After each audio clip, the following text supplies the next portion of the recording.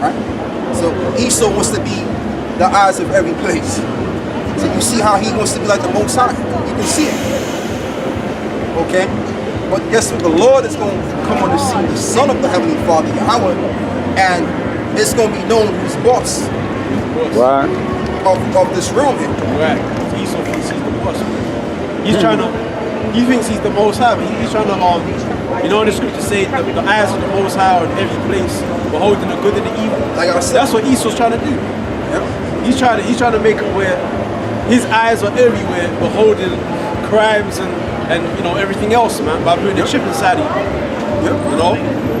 He's trying to, that's why they have the all-seeing eye, you know, the one eye, which goes the eye of Horus. Yep. The eye of Horus, which is Hermetic paganism, man. Which really, that whole Egyptology or religion, that goes back to the Tower Bible, man. Semiramis and Tammuz. So that's all devil. It's all devil worship to counteract the Most High, man. It's all the way to counteract the Lord, man, and the saints, man, and Yahawashi. That's what Esau. His whole thing is to be adverse to the intentions of the Most High, man, of Yahweh. And he's not trying to do it. He's already done it. He's already did it. And you know, can we really blame Esau? Can we really get mad at Esau for doing it? No, man, because he was created to do that. Okay? He was created to do it. But I mean, like the brother is saying, what Esau's done is perverted the way of truth. What's that, bro? And turned it into a lie. And turned it into a lie. Because what Esau, the whole idea here of the elite, what they want to do is this, man, is do away with the information of the Most High, put that in the garbage bin, right? And then make up new laws, okay? Pass new laws, which he's been doing for a time now. And then also get everybody tripped. So guess what?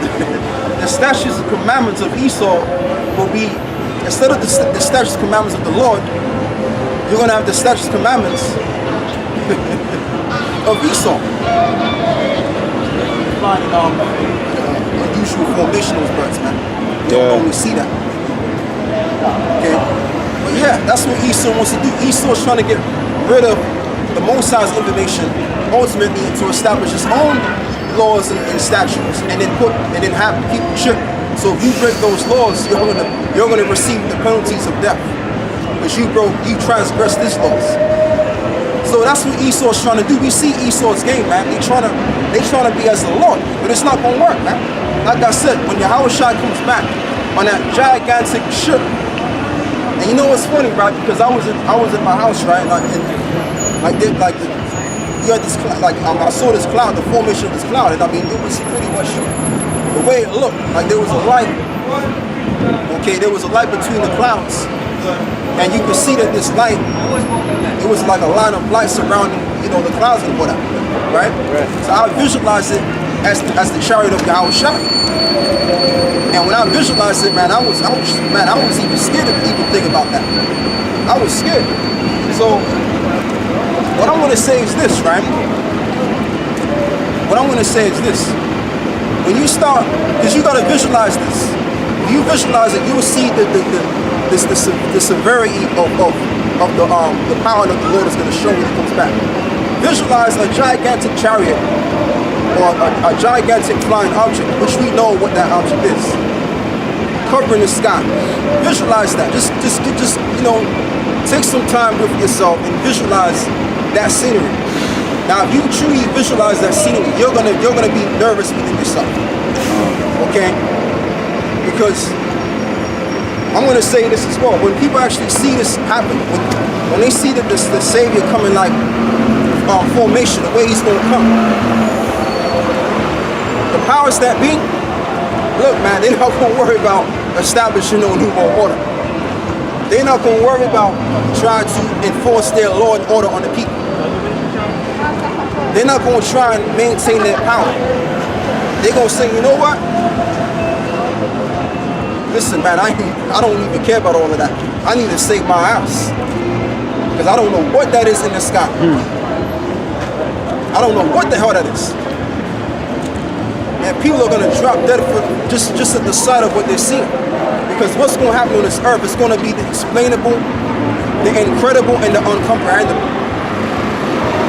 All right, let me say it in order. The uncomprehendable, the inexplainable, and the incredible is going to happen on earth. And when we start seeing this big chariot cover the entire earth, I'm telling you, man, just by the sight of it, people are going to drop dead. Go on. Psalms 9 verse these are verse 16. Take your time, brother.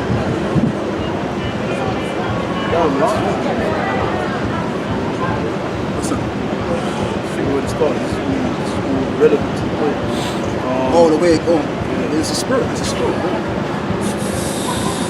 That's the Holy Spirit working. Let me start from verse 16. The Lord is known by the judgment which he executeth.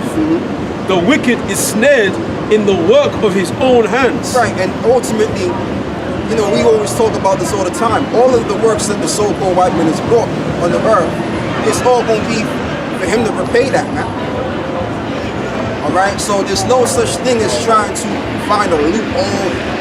Oh, I'm a Christian now, and that's who I am. I'm not a so-called white person. I'm a Christian. Like we had one Edomite that tried to come before us with his head bowed down, figuratively speaking.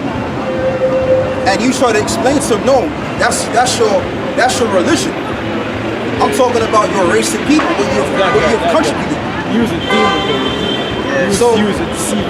So this is the thing, but they all like that because they know that they don't know. I mean, they know what's going to befall them. They don't know exactly, but they know deep down in their spirit something's going to befall them.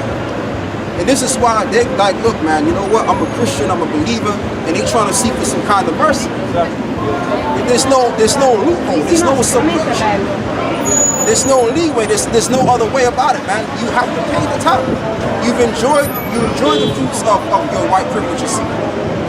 So being that you've enjoyed the fruits of it, you've enjoyed looking down on other people, calling them names, calling them monkeys and chimpanzees and what else they call us, man? Gollywogs and niggers and all of this stuff. They've enjoyed all of that stuff, man. You know, back in the 60s and the 50s, they would gather about and try and find a Jake to beat him to you couldn't even recognize him. They've enjoyed it all. They've enjoyed the pleasures of the world. So, right. So now, being that you've enjoyed the fruits of your rulership, which was set up by blood, guess what? You can't now all of a sudden, I'm going to just try and find a loophole or find some sort of leeway to get away from what my people have done. No. You're going to get judged for what you've done because you benefited from it. That's just how it goes, man. Oh, I'm my own individual. The Lord is going to judge everybody individually. No. You're going to get judged because of what your people have contributed to the earth, man. That's how it goes, man. There's no leeway out there. I don't care if you come across some old, slave-minded, shuck and drive, scary Negro, and he's talking about, oh, you can't talk about the white people like that. Oh, the white man, you can't be talking about that, man. You gotta forget, brother. It's a new day and time, brother. You gotta forget about that, brother. Forget all about that, man. At the end of the day, no matter how much these jakes talk like this, try to pat Esau on the back and hold Esau and try to, get Esau away from his judgment, it's not gonna work, man. It's not gonna work. You're wasting your time, man. Because these Negroes are scared of Esau. They scared of him, and they don't like the fact that we're able to stand up against Esau because it makes him look back because he can't even stand up against them. Okay? But it don't matter, it doesn't matter, man. So what matters the most is what the both sides are going to sit down on earth.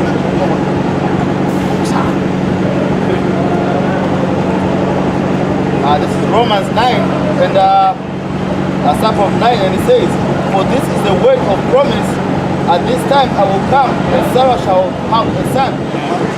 And not only this, but when Rebekah also had conceived by one given by our father Isaac, for the children being not yet born, neither having done any good or evil, that the purpose of the Most High according to election might stand, not of works, but of him that calleth, was said unto her, the elder shall save the younger. Yeah.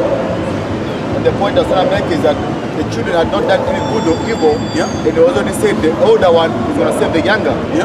So it's not what Esau can do or what they've done now. Right. It was just what the That's Lord a set good up. point. And it was already set up for them to be our slaves in the future, man. Yes. And It was set up that way before they even did any good, before they picked up any cities, before they became a nation. There was already promises, and that one is going to be a slave to that other one there.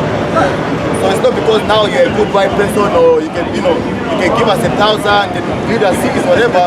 It was already set up before you did anything that you were going to be slaves to us, man. That's your lot, Yeah. man. That's your portion. That's it. You got roles to play, man. Esau, this is your role. To be wicked and to get your arse whipped, man. Period. That's it. And you know what too, and I'm even going as far as saying this. Let's just say Esau didn't even do none of this stuff. None of this stuff that he's done, right? Being that that's already written, that's what if it's written and it was already established way before we even thought of, that's what's going to be played out on the earth. Alright? The Lord said, I have declared the things from roughly paraphrasing. From the end, even also from the beginning and even also to the end. Alright, so there's no putting up, there's no putting anything up. So, let's just say a so-called white gentleman, they may say, look, I know slavery was wrong and all of this nonsense, but it doesn't matter if you're apologizing, it doesn't matter because the judgment of you being a slave is already foretold to happen.